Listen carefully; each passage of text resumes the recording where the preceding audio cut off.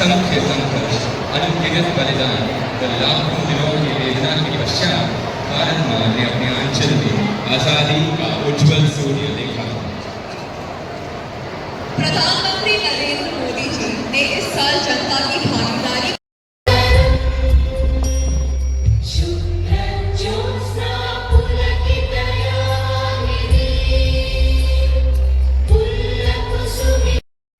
Delhi public school ఆచారం ఈ యొక్క యాజమాన్యము మన భారతదేశ స్వాతంత్ర దినాన్ని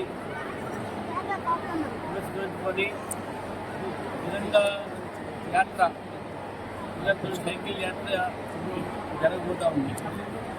దానికన్నా ముందు పిల్లలతో సాంస్కృతిక కార్యక్రమాలు, అదేవిధంగా పిల్లల జెండా ఇంకా వాళ్ళు వేవ్ చేసి అంతే మాత్రము, అదేవిధంగా దేశభక్తి పాటలుగా పాటలు జరిగింది.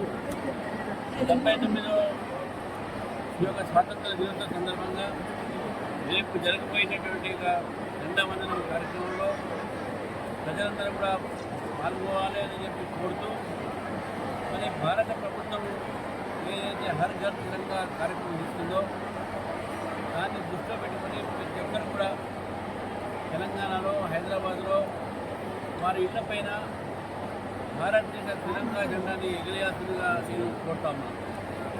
పార్టీలకు అతీతంగా, కులాలకు, మతాలకు, ప్రాంతాలకు అతీతంగా మన దేశభక్తి చాటడానికి ఈ 79వ స్వాతంత్ర దినోత్సవ సందర్భంగా ప్రతి ఒక్కరు కూడా ఇంటిపైన జెండా ఎగిరేసి, అదేవిధంగా విద్యా సంస్థల్లో కానీ, కాలనీస్లో కానీ, వెల్ఫేర్ అసోసియేషన్ కానీ వారు ఈ యొక్క హర్ ఘర్ తెలంగాణ కార్యక్రమంలో పాల్గొని మొన్న జరిగినటువంటి విభజన, ఈ దేశానికి ఒక విభజన అవుతుందో 14 ఆగస్టు నాడు జరిగింది.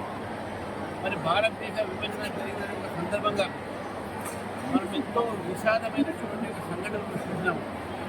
ఈ తరానికి తెలవాల్సిన అవసరం ఉన్నది.